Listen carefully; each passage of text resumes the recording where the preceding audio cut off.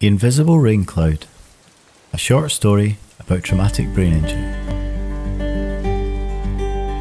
People sometimes ask me what it's like living with a brain injury. It can be difficult to explain, but let me try. Imagine one day you woke up in a foreign country.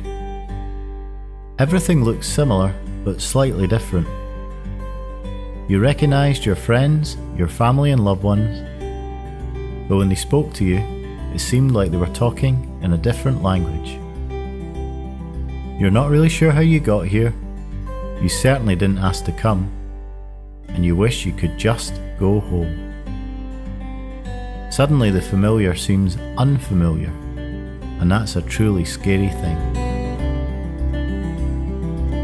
Imagine your favourite hobbies and activities, things you used to do every day and took for granted, suddenly seeming impossible. Simple tasks that you learned when you were a child, somehow unlearned overnight. Imagine how helpless that would make you feel. Sometimes it feels like I have a personal rain cloud that won't go away.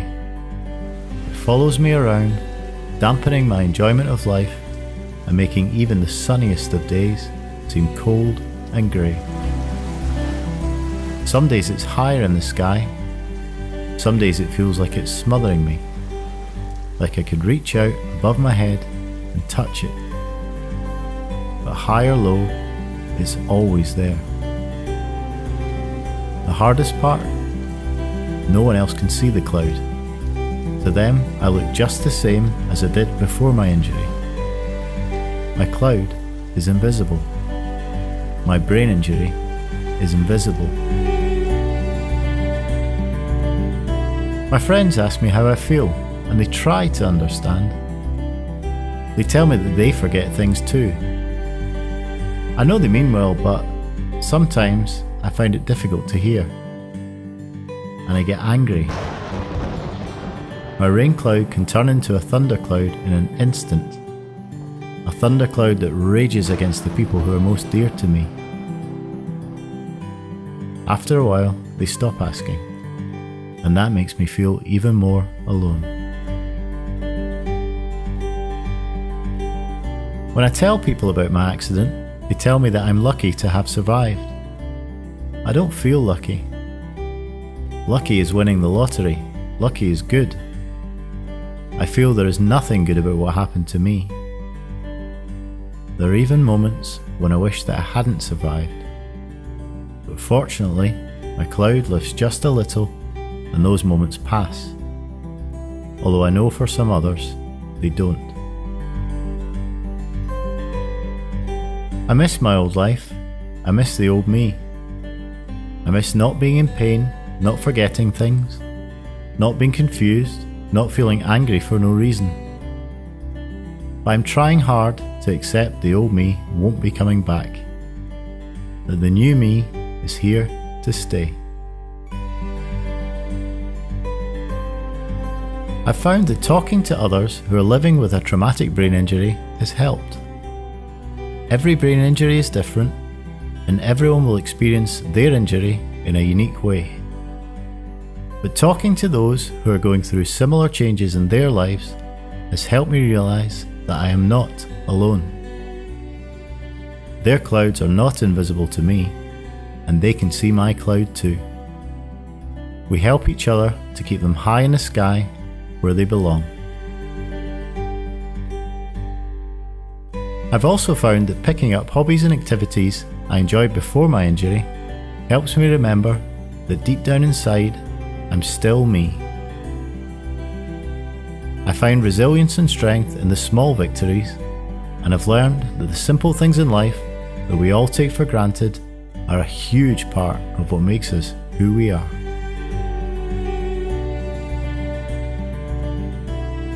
There is life after brain injury, and I know that with time, patience, love and support, the new me will be okay.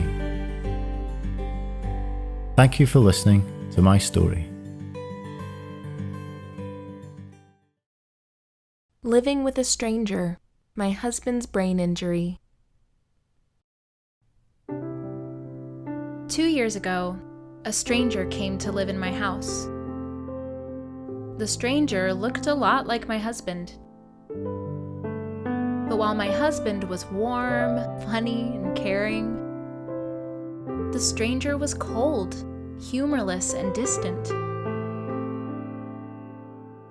My husband had always worked hard, taken care of the bills, and fixed the things around the house that needed fixing. But the stranger left that all up to me. He didn't want to work.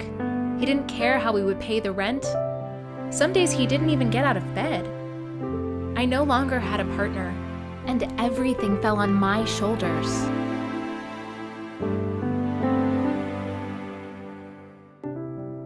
My husband and I were blessed with a beautiful daughter, and it might sound cliche, but she was his world. The stranger simply ignored her, acted like she didn't even exist. It seemed like he only cared about himself. And worst of all, the stranger had a terrible temper.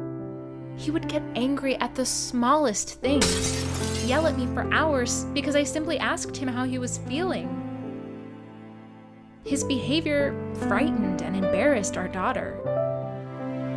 There were even times I was scared he might hurt me physically. But fortunately, it never came to that. My husband had always been very responsible and social. We enjoyed spending time with each other and with our friends and family. But the stranger wanted me all to himself. He didn't want anyone to visit, and he wouldn't let me go out. I became more and more isolated. It seemed my whole life revolved around trying to hold our lives together, taking care of our family and taking care of this look-alike. It felt like I was a nurse and a parent to a grown man. On the rare occasions I did get to see my friends, I'd be desperate for them to ask me how I was feeling, how I was coping, for a shoulder to cry on. But they didn't see my pain. They only asked me about the stranger, how he was feeling, how he was coping. I felt like I was living in a bubble. I wanted to scream, to cry out, "What about me?" I wanted to run away from it all. But I didn't. I couldn't.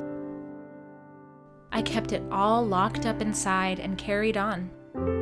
I hid everything behind a smile and tried to make things as normal as possible for our family.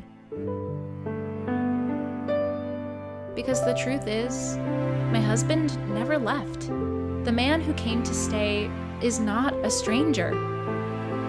He's the same man I met and fell in love with, the man I married and the father of our little girl. But 2 years ago, his life, our lives, changed forever.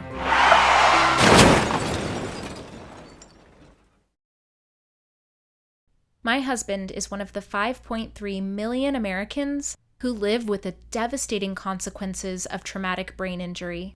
And I am one of the millions of Americans who live with a spouse or loved one who has experienced a traumatic brain injury. Overnight, I became my husband's caretaker. His brain injury affected his memory. He forgot how to do simple tasks, making him feel confused and helpless. And for the longest time, his feelings were trapped inside. But then, one day, he finally opened up to me about how he felt. How it seemed like he had an invisible rain cloud that followed him everywhere. And how the rain cloud made everything seem cold and gray. We became involved in the Brain Injury Association. He found support groups and he got help. I also found a support group where I met others who were going through similar situations in their lives. It really helped to be able to talk to other people who understood what I was going through. We still have ups and downs, and there are still days that I worry about the future. But with patience, love, and support, we are learning to adapt to our new lives together. Thank you for listening to my story. The Little Bird Who Forgot How to Fly. Once upon a time, there was a little bird who was almost ready to leave the nest. She could sing, she could collect sticks, she could catch worms, she knew to look out for cats, and most importantly, she could fly. Her parents had taught her everything she needed to know, and they knew that it was almost time to let her go out into the world to build a nest of her own. They were very proud of their smart little baby bird. But then, one day, there was a terrible accident. The little bird was down below her favorite tree searching for worms and dodging cats when suddenly a branch fell from above. The branch hit her on the head, and she didn't even have time to let out a squeak before she was knocked out cold. The little bird's dad, who had been watching from a nearby rooftop, saw what had happened. He quickly swooped down, picked her up in his beak, and flew to the hospital. The little bird slept for 3 days and 3 nights while her parents watched over her and worried, which is a very long time for a bird to sleep.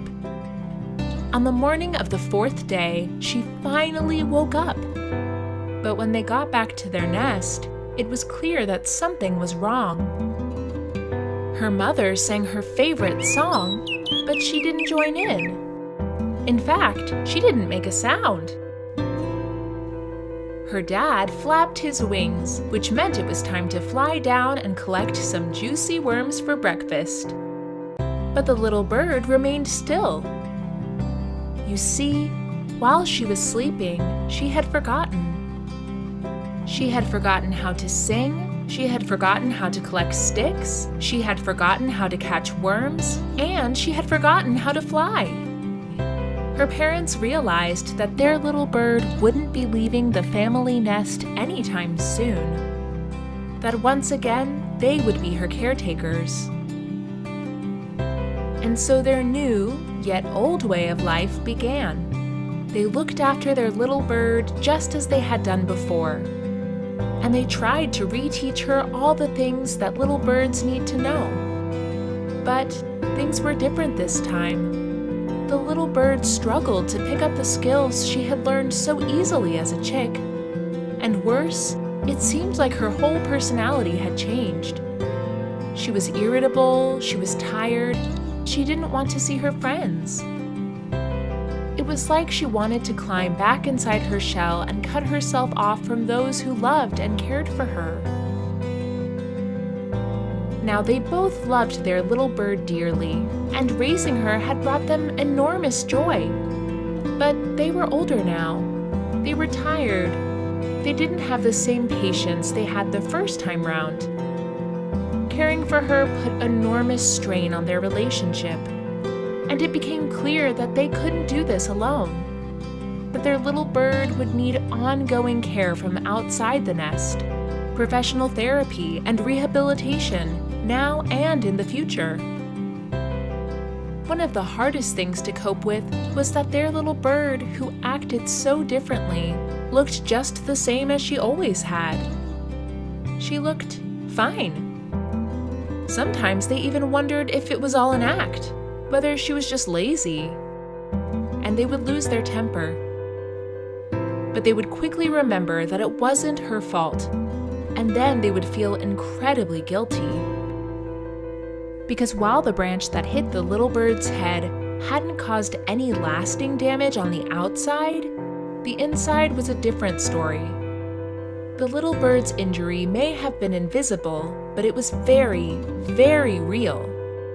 It was the same injury that afflicts over 500,000 American children every single year. The little bird had suffered a traumatic brain injury.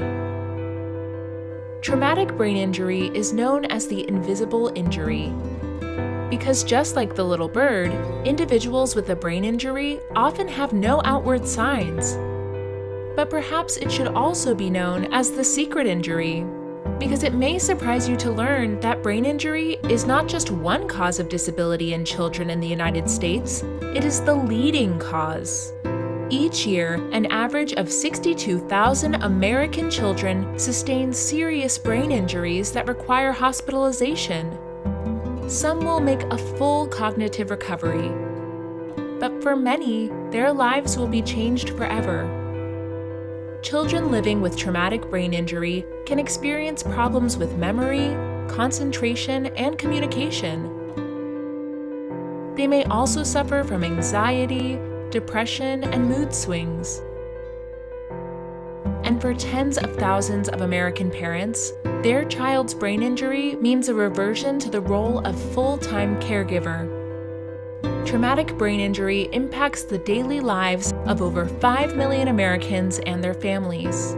It's time that more was done to raise awareness and to support those living with TBI, their families, and caregivers, and to help our little birds fly again.